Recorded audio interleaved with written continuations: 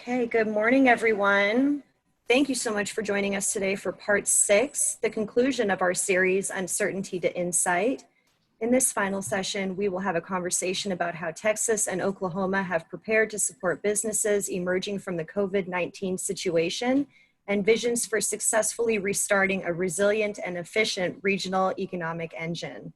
We do have the Q&A feature available, so you can submit questions through that option, and we will ensure you receive a response following today's webinar. Summit is a national firm with an especially significant presence in Texas and Oklahoma, so we are thrilled today to be joined by 2 individuals who represent the heart of business in those 2 states.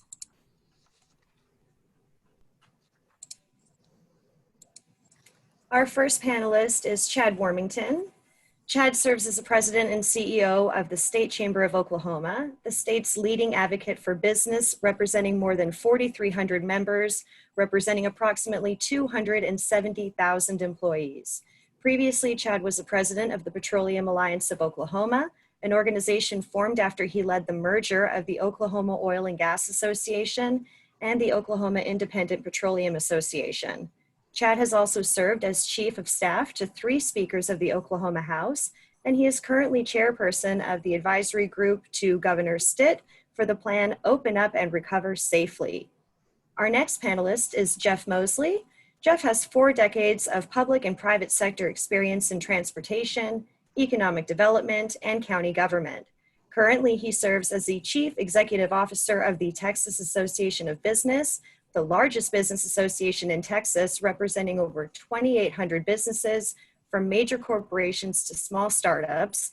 Combined, those businesses employ over 2.5 million Texans and drive the economic engine of the state. Our moderator for today's session is Kaci Skidgel.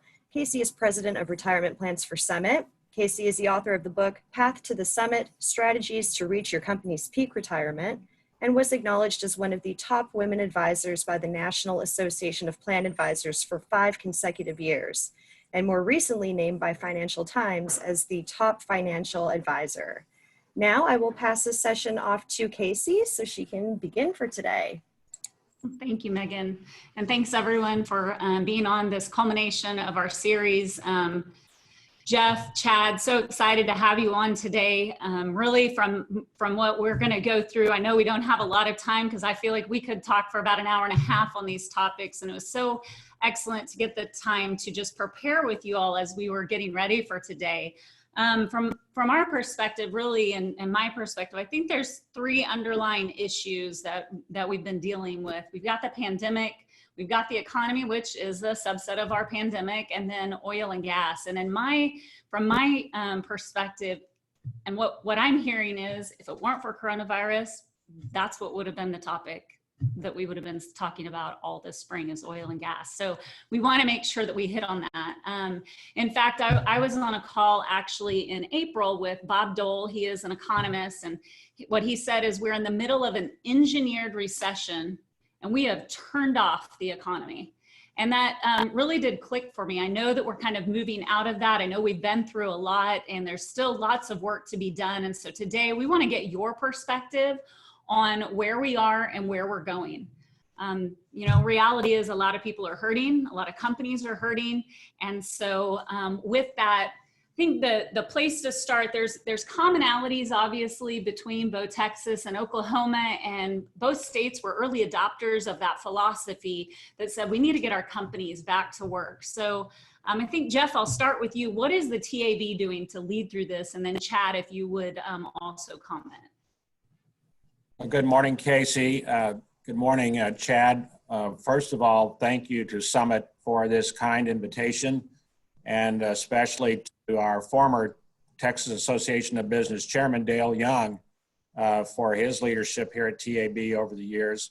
Chad, welcome to the Chamber family. What a delight to meet you through this opportunity. I look forward to drinking coffee with you and Kaci someday soon, near future. But we do have a wonderful opportunity in front of us in the midst of some very uncertain days. And we've never witnessed anything like this, have we? I mean, here we are with record low unemployment. The economy's roaring.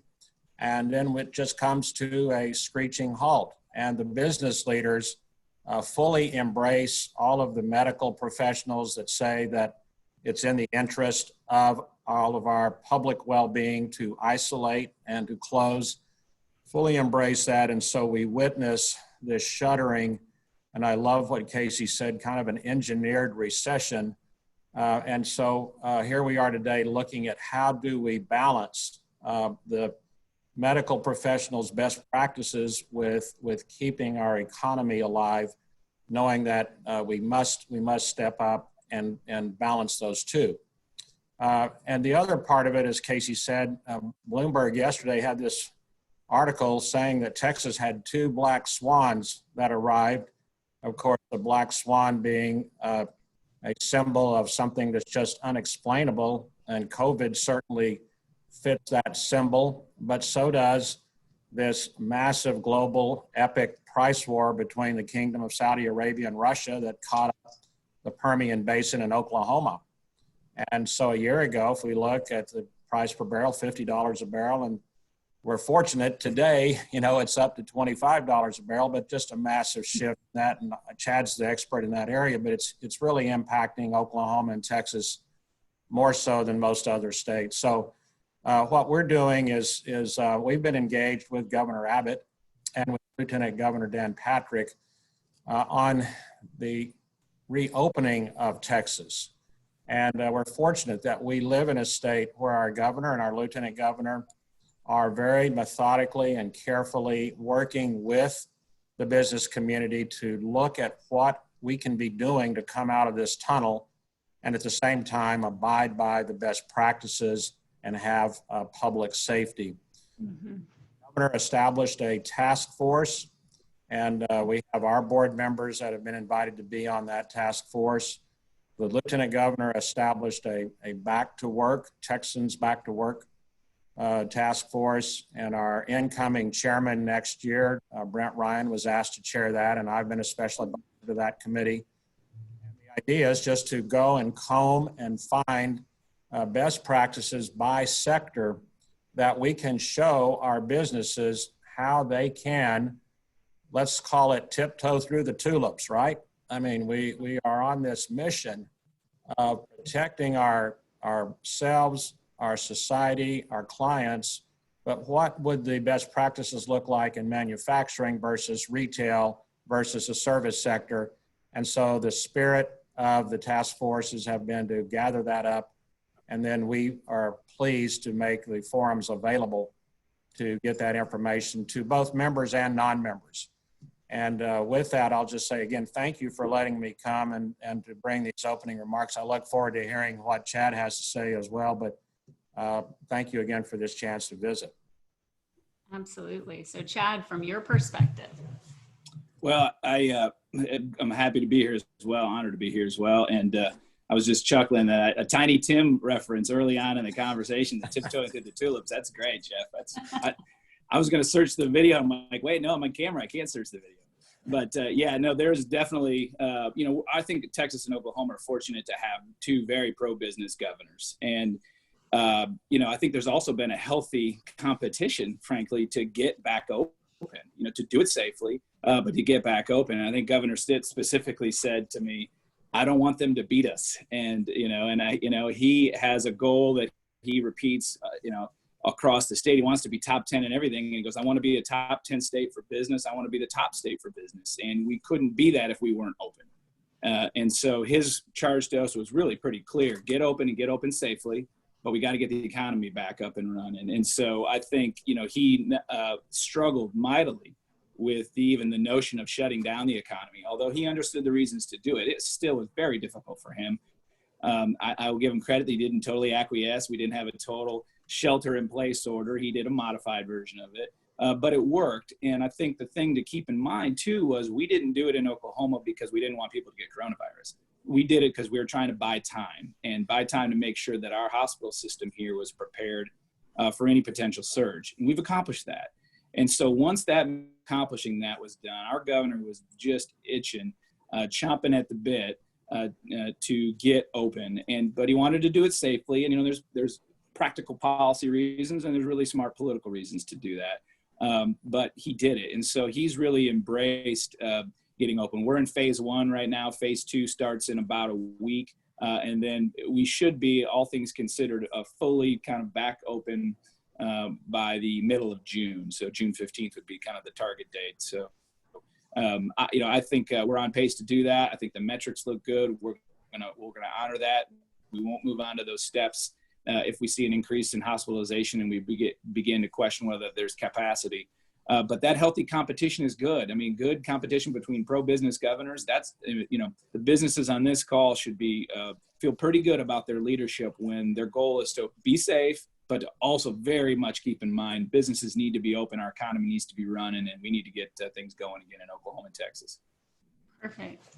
Well, thank you all for those opening comments. And so just to, as we had kind of talked about, I know, Chad, you are, you coming from the industry and the association perspective, the oil and gas industry, and that being Oklahoma's largest industry, we're going to hit on oil and gas, then transportation, and then finish up with healthcare.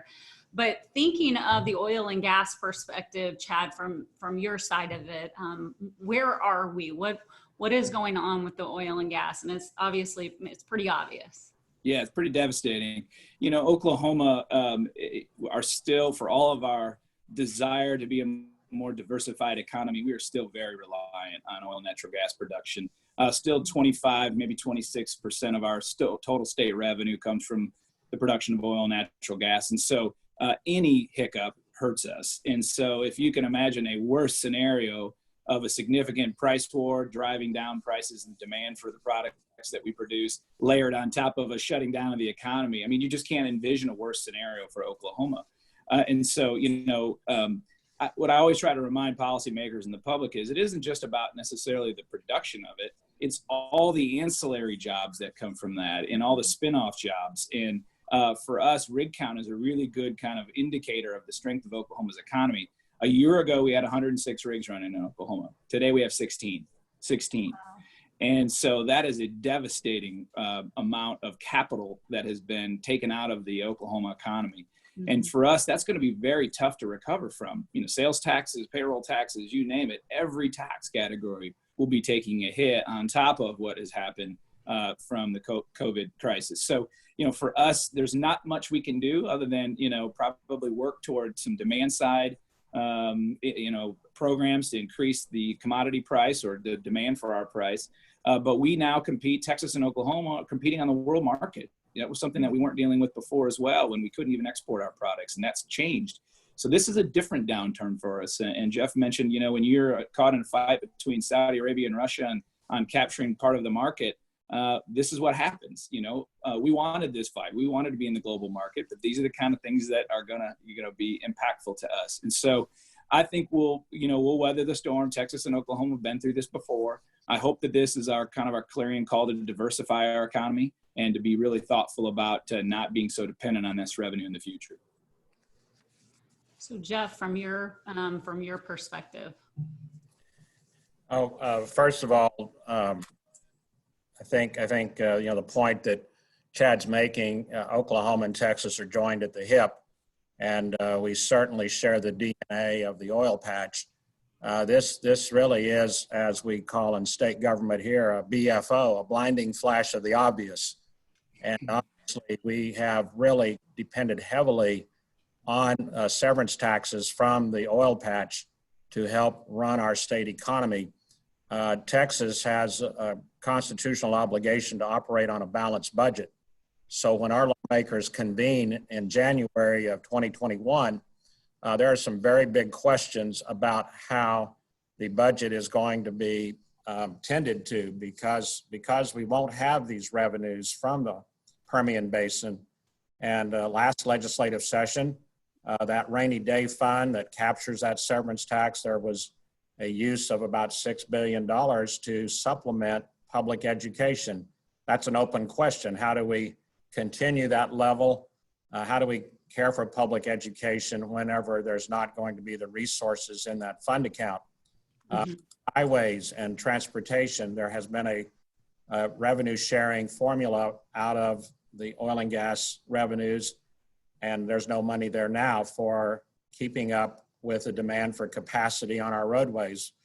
Historically, Texas has been growing at about 1,000 new Texans a day, and they're bringing in more than one automobile per family. And so we've just seen our highways rapidly get to this congestion point. So that's just another question on infrastructure and how do we stay ahead of that demand when the oil and gas revenues aren't there.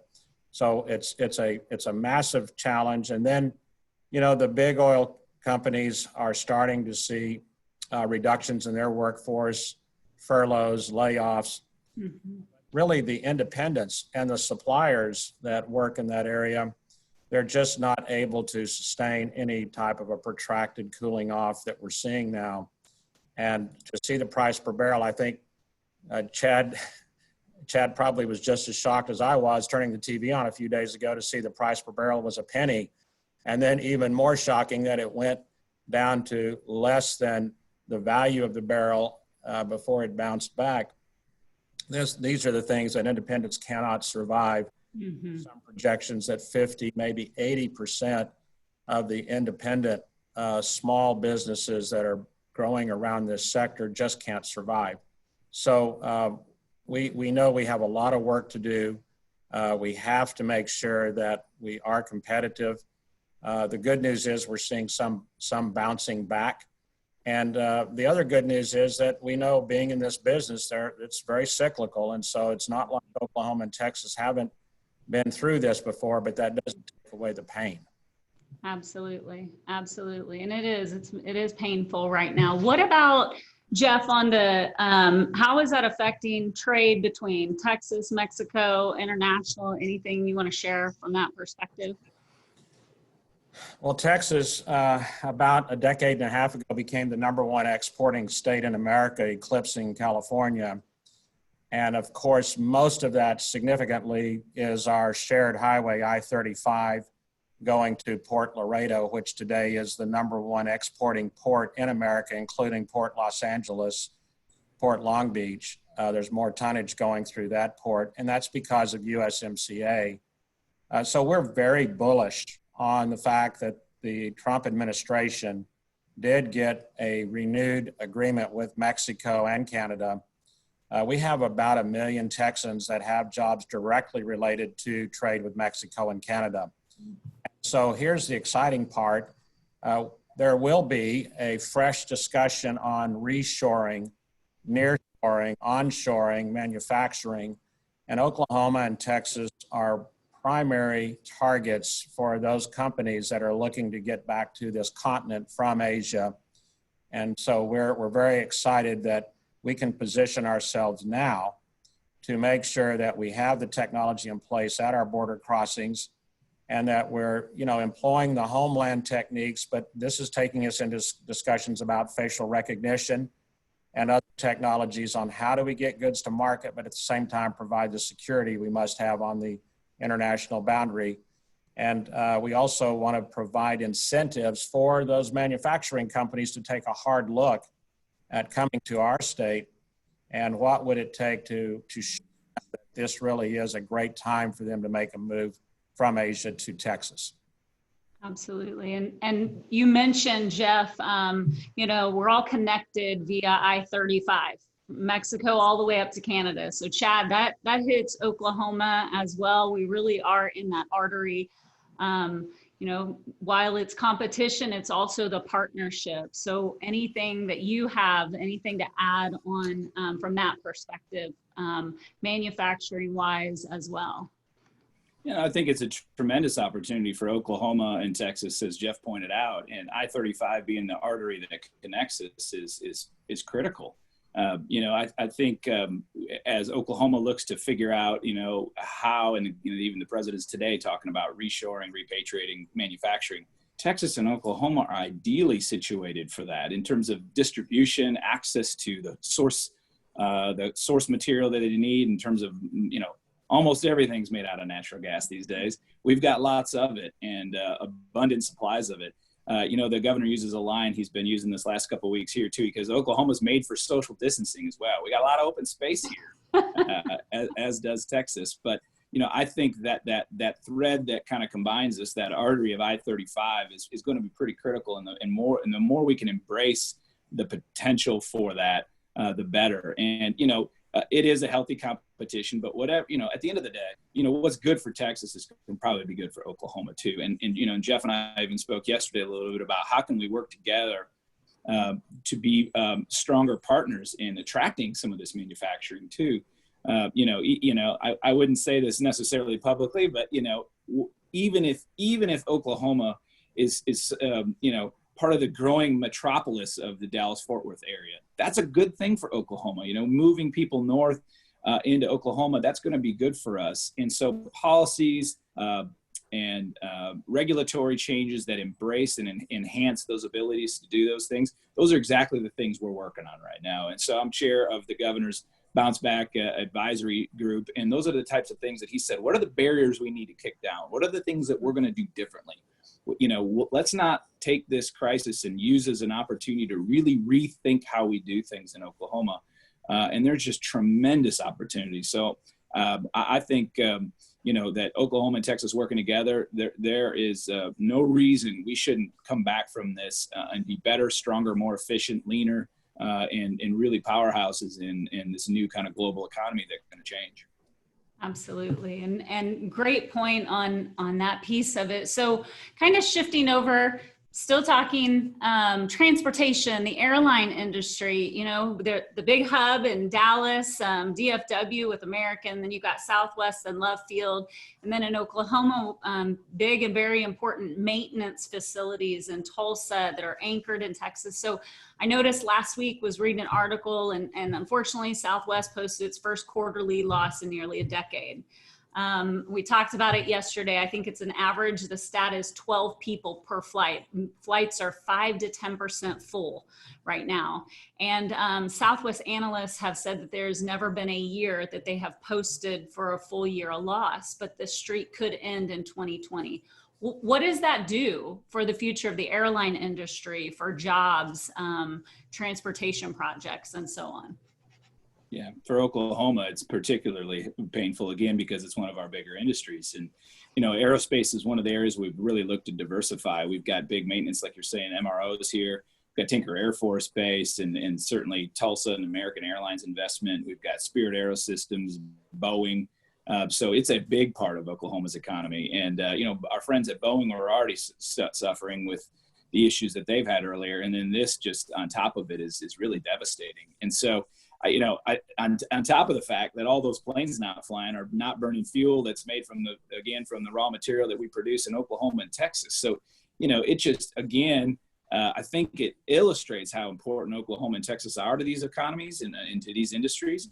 And so, yes, it's impactful, but it also kind of ought to remind us, okay, these are areas we really need to focus on for growth and stability. How do we protect those supply chains, and how do we do a better job of helping those industries bounce back? But aerospace is a huge deal in Oklahoma, something we pride ourselves on, and something that we've really targeted as a potential growth opportunity for us. And again, it's because we're centrally located. We've got plenty of wide open space. All those advantages we talked about from those other areas are advantages for aerospace as well. And again, natural partnership with Texas. Texas has the same type of opportunities and industries there. And it just doesn't make sense for us to not be really thoughtful about working together to partner where we can on attracting these industries and coordinating our regulatory and legislative schemes so that we can be more attractive to those companies.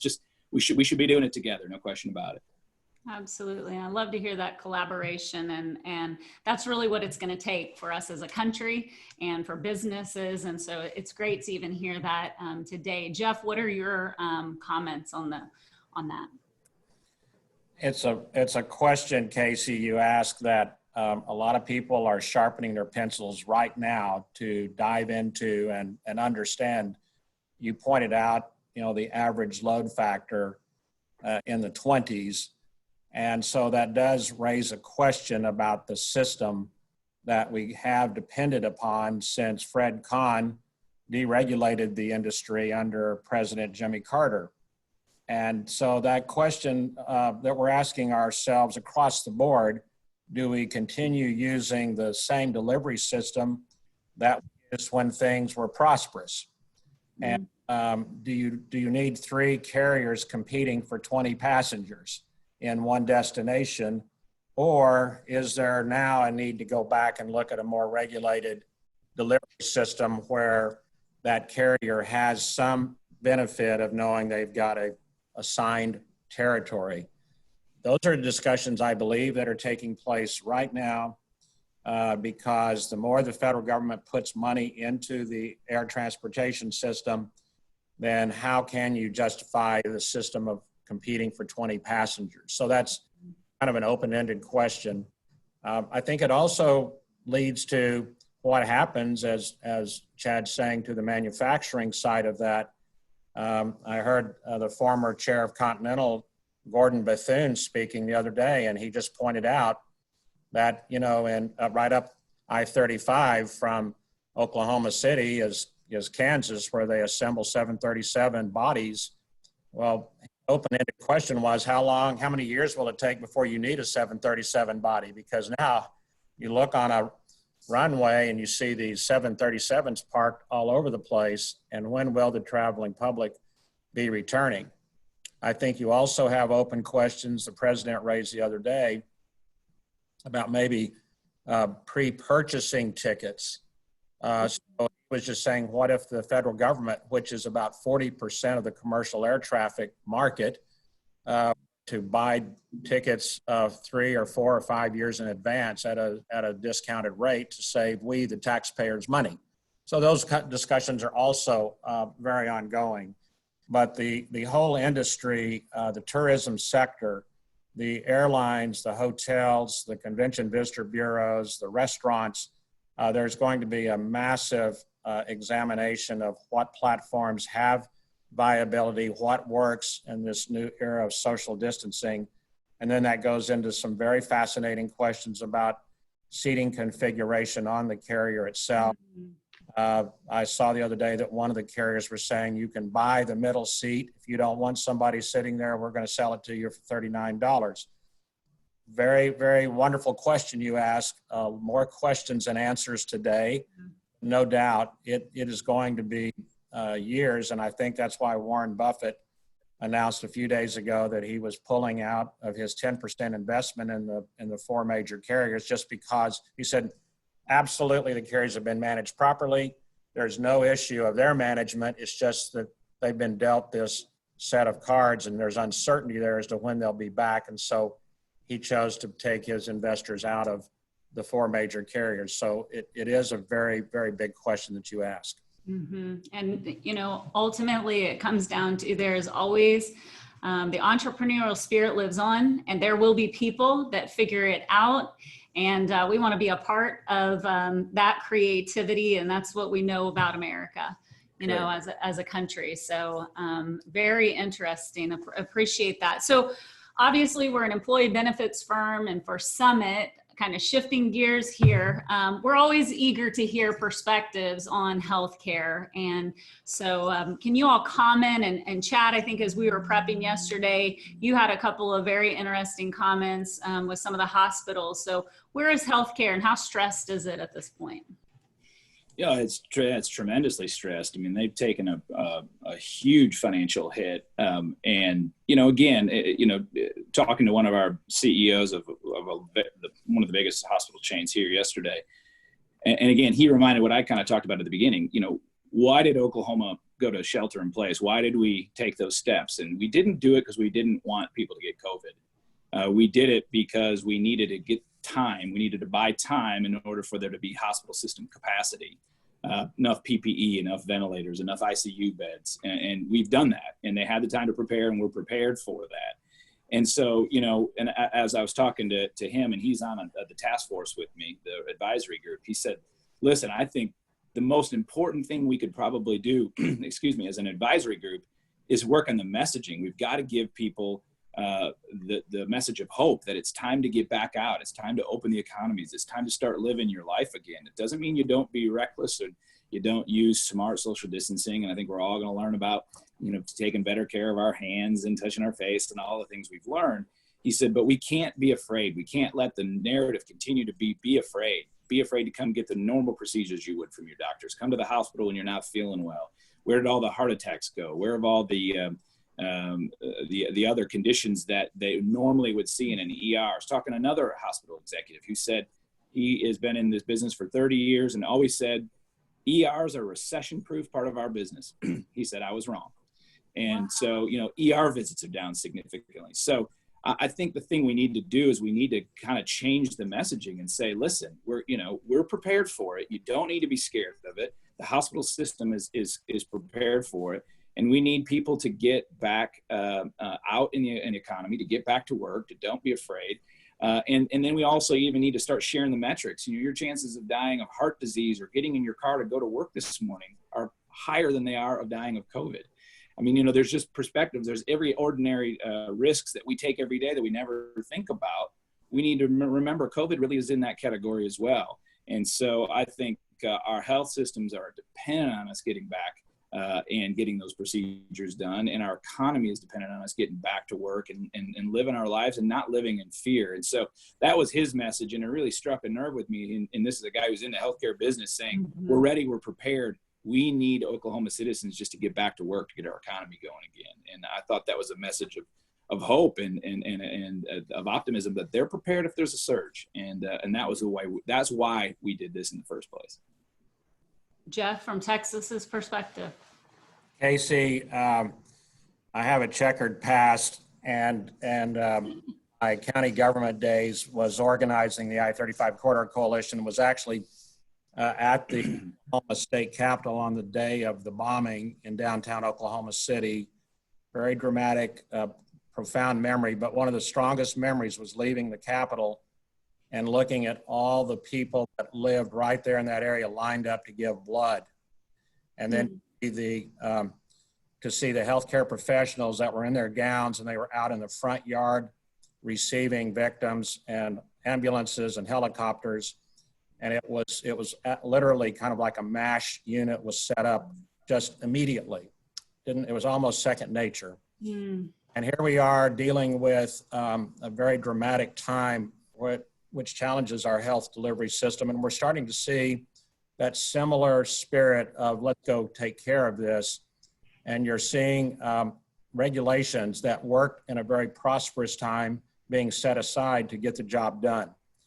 And you're seeing that now nationwide there are waivers. And if you're a medical doctor in New York City and you want to come to Oklahoma to help, you can do that now. You don't have to worry about having to have the right papers to cross the state line.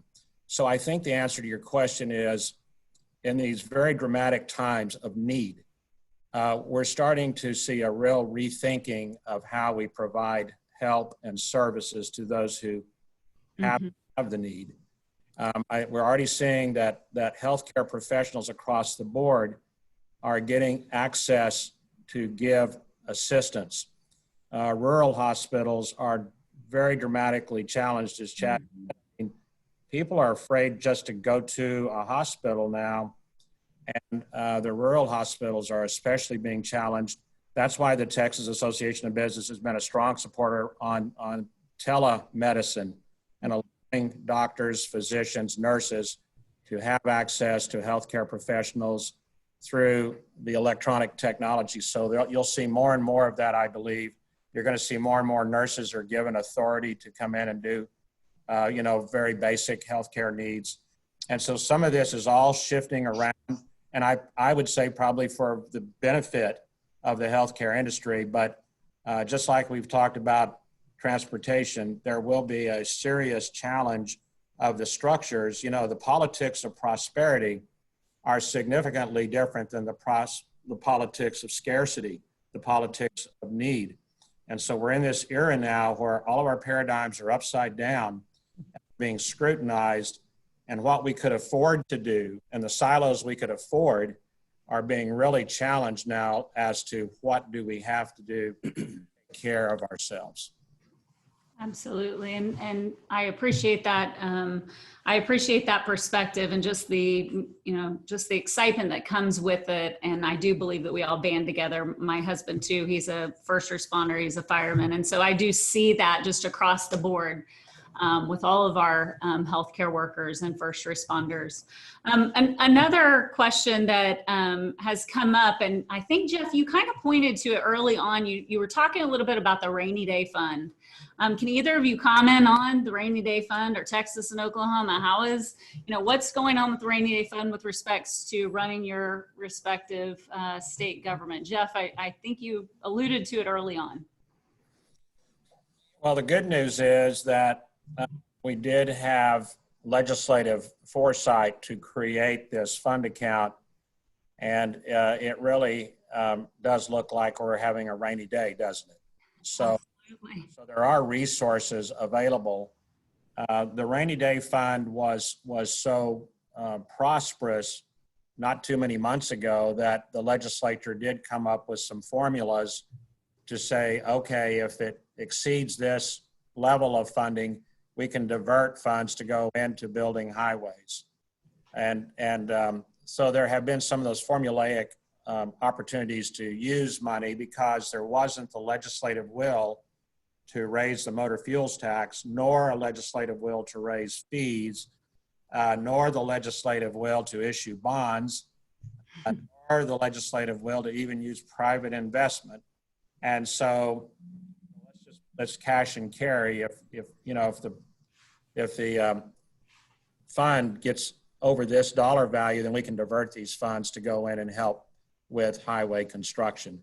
Well, those dollars are no longer there. Plus, there was let's call it a loan to borrow from that fund for public education.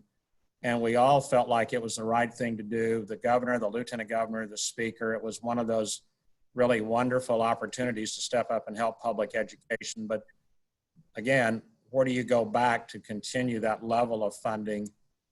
So there's going to be a full-throated discussion on prioritization of those dollars because everybody recognizes this is a rainy day.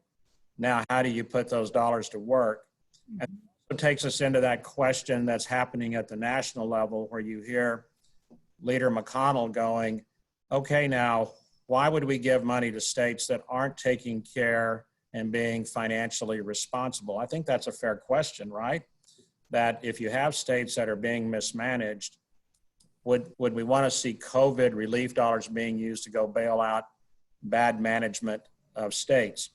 So we're pleased as a state to be able to step up into that discussion and show how we have been a good steward, and we fought to keep our regulatory climate low and our tax burden low, but there is a need in Texas. And so I know the rainy day fund will be looked at with a very, very sharp pencil this time around because there are some significant needs in our state. Mm-hmm. Chad, would you care to comment on that one real quick? And then I've got one last question for y'all. Yeah, Oklahoma has had a rainy day fund on the books for a couple of decades. We've done a good job of spending it, and so we seem to find more rainy days than maybe we anticipated. We were lucky that Oklahoma had it up to a little bit over $1 billion. The governor had laid down a marker; he wanted it to be $2 billion. And with a $8 billion appropriated budget, that's pretty good to have that kind of cushion. Unfortunately, we weren't there yet, and so we had just about $1 billion in it. We're going to tap a pretty significant portion of that for the FY 2021 budget that's being adopted and kind of probably be passed today or tomorrow. Also, a little shout out to the governor as well. We had a revenue stabilization fund. So in a former life, I was chief of staff of the Oklahoma House of Representatives, and I had a speaker who really wanted to put some mechanisms in place to smooth out the revenue that comes out of oil and gas. And so we created this fund and we created this bill. We never got it done. Well, they finally got it done for a stabilization fund. And last year they made a deposit in it for the first time when they had a surplus. And just to explain to you how difficult that is for legislators to give up money to put into a fund to set aside for a rainy day. It was very difficult. And it was only $200 million, but you'd have thought we were asking for the world. And so that $200 million is going to come in awful handy. And so I'm hopeful that some of the lessons learned by our legislators of having that money available, and they set aside an additional $200 million last year, will be fuel for growth of really focusing on creating a much bigger fund for the future. And so that's going to come in very handy. And I think, again, when you've got pro-business leaders like Governor Stitt and Governor Abbott. Those are the types of policies that get implemented. They know how corporations would set aside reserve cash, how associations should be doing it. States should be no different, and hopefully we'll do a better job of that so we're more prepared next time. Absolutely. Absolutely. So that brings me to kind of my last question. If you guys would just take, 1 minute and tell me, what are you telling your members? Where is we kind of alluded to this, and Chad, you did. Where is the hope? Where is the opportunity? There's a lot of people that'll point to the problems, but what do you see for the future, for some opportunities and some hope? Yeah, I think there's tremendous opportunities for Oklahoma and Texas. This crisis has caused us all to question everything we do, how we do what we do. Even internally in the State Chamber of Oklahoma, we've had to have some significant reductions in staff, and it's forced us to look at what we really need in order to do what we do. The state is no different, and every business in the state of Oklahoma is making that same evaluation. So I think there's tremendous opportunity to get leaner, to be more efficient. We're all using Zoom meetings. Some of us didn't even know what Zoom was before, right? And so I think my staff has found it. We were able to grow really closely, during a really traumatic time of losing a bunch of members. But the team that was left was able to really bond, and we figured out how to use technology to do things in ways that we never did. That's going to happen in state government. That's going to happen throughout the private sector as well. And it's going to be exciting to see some of the tremendous innovation that comes out of this crisis. It's not all doom and gloom. It's painful now, and friends and colleagues and loved ones have lost jobs. But there's going to be a new economy that develops out of it. There's going to be a lot of new exciting things that are going to happen. And it's Jeff and I's job to make sure that the policymakers and the regulators of our states adapt and change with that. And that's what we're here for. And I'm excited about the opportunity to be a part of it. I'm excited about being the chair of the Governor's Advisory Committee. And I'm excited about working with Jeff to really help Oklahoma and Texas come out of this really shining and being even better than we were before. I'm full of optimism. That's wonderful. Jeff, real quick, your perspective. Well, again, thank you so much for this time to be with Chad on this discussion, a very important discussion. Of course, what we always remind ourselves, hey, we're Texans. We can put on our boots and run towards adversity as we have in our history as a state. And that doesn't minimize the fact that there's a lot of opportunities or challenges. So we recognize, just like Chad said, we are going to find some wonderful opportunity in the midst of all the pain. We know that. We have to take a deep breath. We have to remind ourselves of some of the challenges we've already gone through. The Texas Association of Business was created in 1922, just a few years before the Great Depression. So we're coming up on a 100-year birthday, and I remind ourselves, look, we've been here. We know how to really be the voice for business. And as Chad says, to find that balance to make sure that business policy, pro-business policy is adopted at the state level and the federal level. And we do, as much as we've talked about the challenge in the oil patch, aren't we fortunate in Oklahoma and Texas to have that as a foundation of our economy, because it will be back. It's in a cooling off period, but it's coming back, make no mistake. And aren't we also fortunate to be so close to Mexico, knowing there's going to be a lot of onshoring, nearshoring, reshoring? There's a time for us to really get involved in that discussion and find what incentives are going to bring those manufacturers to take a look at our region. And then just the fact that we are where we are in this part of the United States with the growth of our area, we know that people are wanting to vote with their feet to move into this area. And that's clearly going to continue. Folks are going to continue to leave anti-business areas, anti-business regions, and come into our areas because we are pro-business. And if you're a small business person and you're trying to get ahead, you can have that opportunity in Oklahoma and Texas, and you can't have that in other parts of the United States. So again, we've seen a little bit of a pause. It's been a long spring break, but we're coming out of the tunnel. And again, I thank you, Kaci, for letting me join Chad on this discussion today. Well, thank you both. It's been my honor to get to talk with both of you. And you just spoke to it a second, but I want to make sure before we jump off that everybody does know we are members of the State Chamber of Oklahoma. We are members of the TAB as well. And so I want to challenge everyone that's on today. If you're not a member, I recommend that you reach out, learn more. You said the word, Jeff. It is a voice, but it's also the advocacy that we as business owners need. It's that seat at the table, and I would suggest it's a great investment for our businesses. So just real quick, one more final question. October will be here before we both know it. We already know the answer. Okay, I was just gonna ask, is it gonna be Boomer, right? Jeff? Is it going to be the Longhorns or is it going to be the Sooners? So I'm hopeful. Texas State Fair, those corn dogs, Big Tech. Hopefully in October it will be live and we will all get to be there. What do y'all think? Yes, we will. But look, the COVID can take a lot of things down, but it can't take down college football in Oklahoma and Texas. Well, I'm a big college football fan, so I am sure hoping that that is the case. Well, thank you both so much for Kaci. today, for being a part of our conversation. Megan, I'm going to turn it back to you to wrap up. Thank you, Kaci. Thank you to all of you for joining us. I'd like to thank Jeff, Chad, and Kaci for their time and sharing this valuable information with us today. We would like to thank all of you for joining us in today's session as well. Please be sure to follow us on social media we have COVID-19 resources available on our website. So please take a look at that for more information. But for now, thank you so much for joining us. Have a great rest of your day and stay safe.